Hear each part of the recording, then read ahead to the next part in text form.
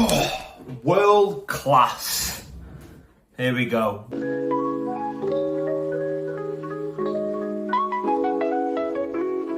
Ciao ragazzi. Welcome back to this episode of the Let's Talk Football podcast, and this one is all about world class in football, ranking players, world class, very good, whatever.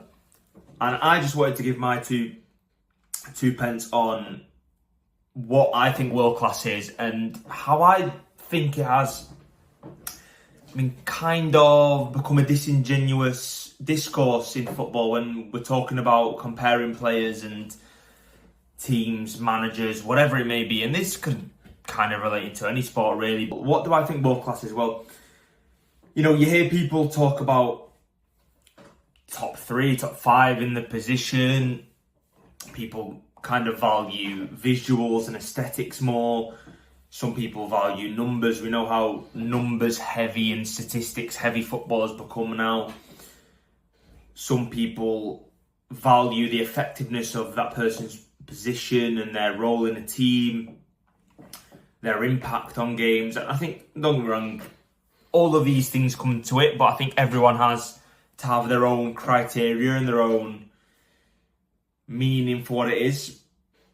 And when I was prepping this podcast and what I think it is and what we need to take into account, I think we have to list or maybe rank certain aspects or you know, of their value of importance and how important we value different parts of your criteria. So for example, 2 big things for me are your consistency as a player. So that will be how often do you perform to your standards, and obviously being in football, being that at club level and at national level, and also your longevity as a player. So this doesn't mean you have to have done it for 5 to 10 years because, you know, players are at different stages of their careers. But have you, for me at least, have you at least done it for 3 seasons? 2 maybe, you know, it's just, you know, in doing this, I found that it's so subjective and it's so, you know, and that's what we love about football discourse and comparing and talking about football and debating, is that it's such a subjective discussion. And I think it's important that we bear that in mind when I'm talking about this, and that we don't just say something as fact and that's 100% true or that is the truth. Thinking about this and planning ahead, I think it was tough to really, because what you find is that you can start to contradict yourself, and what you think or what you thought you might have thought can completely be contradicted with a certain player or a different player. So again, it all comes down to your preferences at the end of the day, and how you like certain players to be in forward positions, for example, defensive positions, how you like your midfielders to be, and that will all maybe subconsciously influence what you perceive to be world class. I think a lot of discourse nowadays has seen this term world class be thrown around way too much, whereas to the point of if one player has one high level season, or say an attacking player has an exceptional season, or, you know, a period in a season where they've had brilliant output and performed to a high level, all of a sudden that makes them world class. And I think that's just entirely disingenuous. I think you have to reel in, you know, the urge or maybe the instinct, for example, to label someone as that, whereas someone may have been so consistent and their output may have been here for so long, like a Lewandowski. When doing this, Robert Lewandowski perhaps wasn't the first name to come to mind and to think about, but I had a look at his, again, numbers aren't everything, and I'm not saying it is, but especially for a striker nowadays, there's so many different roles and positions and versions of strikers.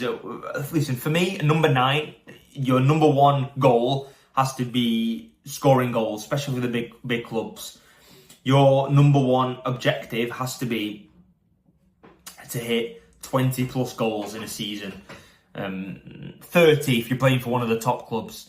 And that might be a lot of pressure, but that is the standard of world class for me. Now, I believe he scored over 40 goals this season, Lewandowski. Now, I believe against someone like Alexander Isak, for example, for Newcastle, who's had another really good season. It's his second consecutive year scoring 20 plus in the Premier League, and that's no mean feat. That's a fantastic achievement, especially for Newcastle. You've got to remember as well the teams they play for, but he's had his second season, and all of a sudden he's now world class. Now, this might be a hot take or it might be unpopular. I don't think he's world class yet. I think he'll need another year, especially now being in the Champions League. Again, Newcastle. Let's see if they can progress further than they did the previous time they got there. But just because someone has done something for 2 seasons, or, in essence, out of nowhere has achieved a feat or performed to a good level for a short period of time, that all of a sudden makes him world class. Now, Isak this season has been really good, but he has also been streaky, if we're being honest. He has had his patches, whereas at the start of 24-25 he was a little bit inconsistent. He had an exceptional middle of the season from, let's say, the winter period to around March, and then he kind of tailed off towards the end. Now, again, it's so subjective, again, like I said, and you may find me contradict myself, but I think if we're taking into consideration my criterion, the two things, I think his consistency is almost there. I think, again, he was in periods inconsistent and then had a really consistent middle part of the season. Obviously, his influence in the big games, the goal in the League Cup final, you remember, and Newcastle fans won't remember that because of how monumentous of an achievement it was. I think his longevity, if he does it for one more year now in this Newcastle team, listen, this Newcastle team, let's not act as if they're a really poor team or an average team or below average. They've got one of the better teams in the league now. So I think he is playing in a good side. I think especially last season, I think the year before, you could argue it was maybe more impressive what he did, but I think his longevity is almost there. I think 2 years now, he's pushing towards that level. I think on the eye, I think he's phenomenal. I think he gives you a bit more, aside from the output, he gives you more impact. Like drifting out wide, like picking the ball up in deeper areas, like being able to carry the ball along across long distances. And I think, aesthetically, he certainly passes that. Now, does that automatically mean you're already at that level just because on the eye you have that flair or you have that ability to beat a man, for example, that Lewandowski doesn't have? For me, no. I think just because you have that, I think it's also become a weird kind of talking point as to, where certain players are ranked higher than others just because they can do something someone else does. But, for example, what is their effectiveness at their actual role? Now, Isak this season, again, has certainly performed to a high standard. Lewandowski has done the same, and you could argue has been as effective, probably more effective in his role, playing at a higher level in greater competitions this season. Now, again, this is where the contradiction comes in of one's playing for Barcelona, one's playing for Newcastle. But this is what I'm saying. This is kind of alluding to my point of we have to be careful jumping too quick to rank players as world class. Now, I've got down here as a point of criteria that would a certain player start for every club in the world? Now, this again can kind of counter, certain points I've made so far, where the likes of, because you have to take into consideration age and profile, what players that a certain team already has in that position. And, and the competition they're playing in, the attractiveness of the club.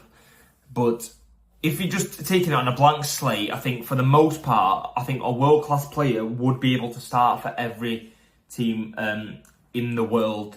Now, for example, like I've just mentioned, to counter this, the likes of Yamal, who is a very interesting one. And again, this might be very, very unpopular based on the season he's just had, his performances in the Euros last year, his performances in the Nations League for Spain. He was brilliant for Barcelona, especially in the second half of the season.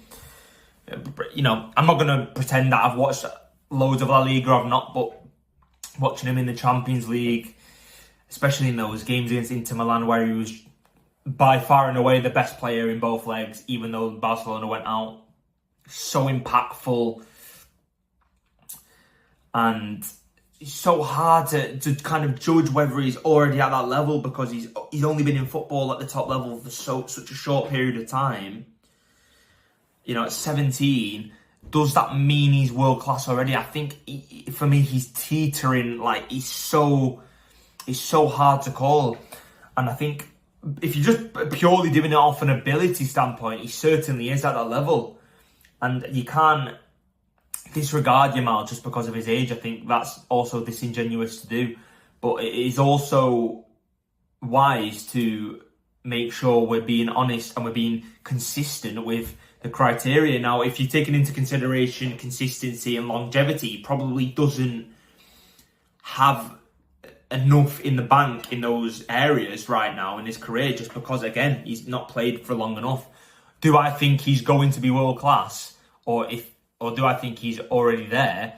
I mean, he will be. I don't think there's any doubt about that. I think especially if he keeps his head screwed on and he maintains the mentality of staying grounded and working hard, he certainly will get to that level. And the scary part about Yamal is he is only going to get better, and he's already this good at 17. So I think he will only get more consistent. I think he will, the more miles in the bank he does get, I mean, it's going to be undeniable. It feels inevitable at this point for a player of Yamal's quality and ability at his age. He starts for every club in the world. If you're taking it on a blank slate, I think the only ones you could argue is Arsenal and Liverpool with Saka and Salah. Now, it's interesting with Liverpool, especially off the season. Salah has just had an outstanding year, a personal feat that not many players in Premier League history have been able to do. But I think we've got to make sure that we take into consider age as well. So that is, I think, a chink in the armour of that criteria.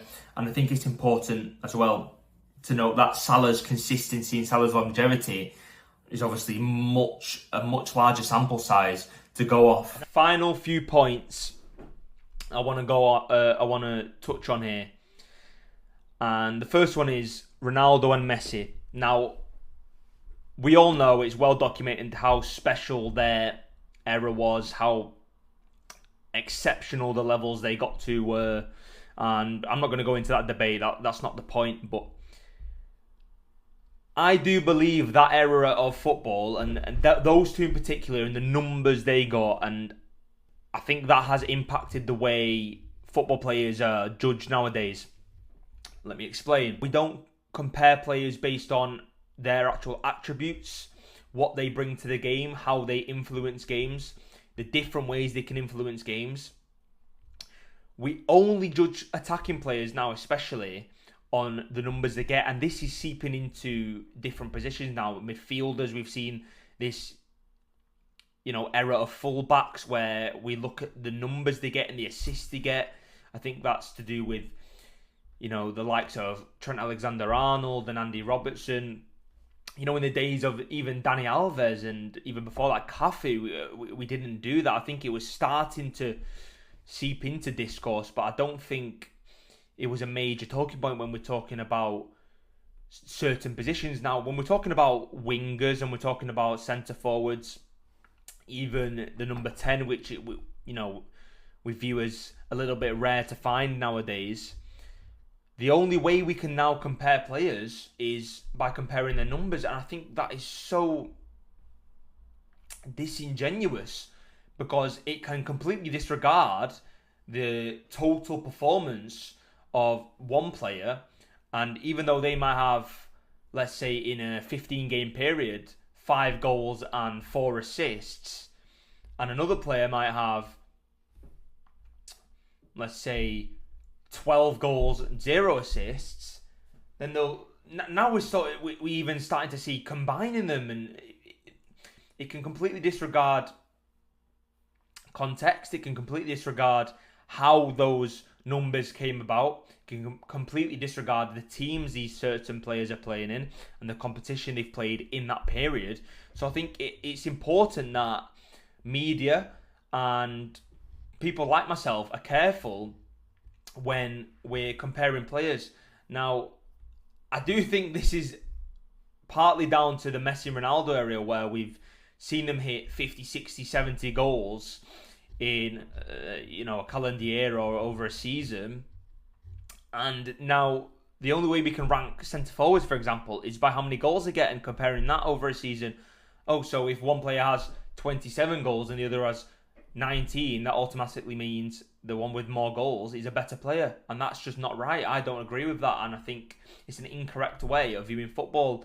Now, on the other hand, I don't think it's fair to then say, oh, well, the person or the player in that position who is better on the eye or perhaps has greater technical attributes or can maybe do a facet of football to a much higher standard to someone else, or in a way that it looks better or is more aesthetically pleasing, for example, is a better player. Now, is it more effective than, for example, someone who doesn't have those qualities or isn't particularly aesthetically pleasing on the eye or as smooth or as proficient in doing that, but is just as effective or has other ways of impacting the game to a better level than the other player? So I think, this has come up in debates around Mohamed Salah, for example. Despite his greatness and the levels he's got to, he's still kind of took down a peg because, granted, even I agree that on the eye he's not the most satisfying player or the most beautiful player to watch, for example, but his effectiveness is perhaps unrivaled in world football at the moment in his position, or in any position. He's probably the best at doing his job, especially as an attacking player. So I think that's where we've got to be careful. Now, just to finish, I want to reiterate, world class for me should be an exclusive list. It shouldn't be more than 15 to 20 players, if that. And I think this habit fans and media alike are getting into of just naming a player as world class, whether it's biased or whether it's based on recency or recent performances or a specific game or a performance they've had in a massive game. I think it's important we are measured when we're ranking players. We have to take into account a full body of work. Now, like I said, with longevity, it should be a 2 to 3 year period for me of sustained brilliance, sustained consistency, and their impact on their team's performances and their team success. Now, it shouldn't just be a dished out term. This, again, it should be something that is earned over based on a good sample size, not just a year or 2 years. Obviously, there are some exceptions, like Yamal, like I've mentioned, or like a Pedri, for example, where I think their brilliance is so, I feel, valuable to their team success, almost invaluable, to the point of, despite their young age, the levels they have already reached, you could argue they're already in that tier and already in that bracket. But again, it's so difficult, and it's such a subjective topic, to the point everyone's list or everyone's criteria and meaning behind world class is so different. And I think that's the beauty of football. I think that's why we'd like to debate, but that's my take on it anyway. I'd like to hear what some of the viewers watching and other people have to say about this topic. I think it's fascinating, and I think it's important we take into account lots of different components and not just whether someone's had a good season or someone's had a good batch of games. But anyway, that's all from me on this episode of the Let's Talk Football podcast, and I will see you in the next one. Ciao ragazzi.